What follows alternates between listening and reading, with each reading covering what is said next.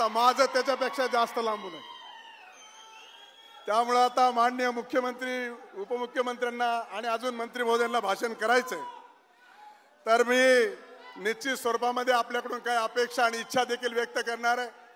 चोंडीमध्ये आपण ज्या ज्या वेळेस येतात त्यावेळेस आम्हाला नेहमी आनंद होतो आणि म्हणून चोंडीचा सर्वांगीण सार्वभौम विकास होत असताना, अरे माझं तर संपू द्या, आणि म्हणून चोंडीचं पावित्र्य राखायची जबाबदारी तुमची आमची सर्वांची आहे. मी फक्त आपल्याकडून तीनच मुद्द्यावरती होकार घेणार आहे. चोंडी हे पवित्र स्थळ आहे की नाही? इथं मोर्चा आणि उपोषण केलं पाहिजे का? रायगडावर करतो का? चैत्यभूमीवर करतो का?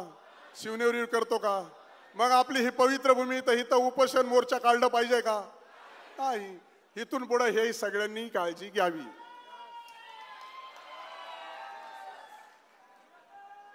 एवढंच म्हणणं आहे. त्यामुळं हे आपलं प्रेरणास्थळ आहे, हे आपलं शक्तीस्थळ आहे, हे आपलं ऊर्जा स्थळ आहे, हे आपलं पवित्र स्थळ आहे. हेतून सगळी जण याचं पावित्र्य टिकवण्याची जबाबदारी तुमची आमची सर्वांची आहे. आणि म्हणून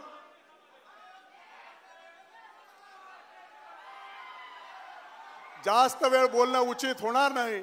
आणि म्हणून निश्चित स्वरूपामध्ये आपण या 300व्या जयंतीच्या निमित्तानं मोठ्या संख्येने उपस्थित झालात, त्याबद्दल या नगरीचा नागरिक म्हणून नेहमी करता मी स्वागतासाठी तयार असतो. सगळेच जण असतात. पुन्हा एकदा आपलं स्वागत करतो, अभिनंदन करतो. येणाऱ्या कालखंडामध्ये आपण निश्चित स्वरूपामध्ये ही काळजी घ्याल. अजून एक आपल्याकडून माहिती घेणार आहे, परंतु ती कधी उपयोगात आणायची ते आपण ठरवूया. आज पोलीस प्रशासनाने मला सांगितलं की आपल्याला मुख्य प्रवेशद्वारातून जायला व्हीआयपीला थोडी अडचण आहे. तर मी म्हणलं काय अडचण आहे? एवढं मुख्य प्रवेशद्वार केलंय. ते म्हणले काही अडचण नाही, पोस्टर आणि बॅनर एवढे लागलेत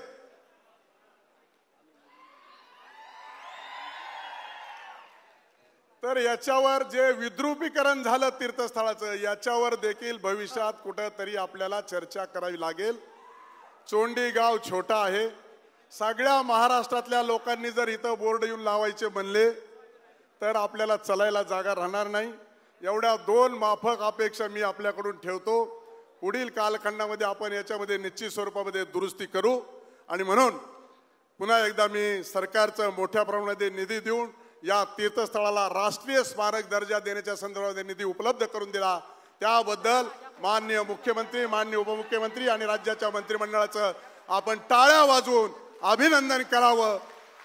एवढंच या ठिकाणी बोलतो आणि माझं बोलणं थांबवतो. जय हिंद, जय महाराष्ट्र, जय मल्हार.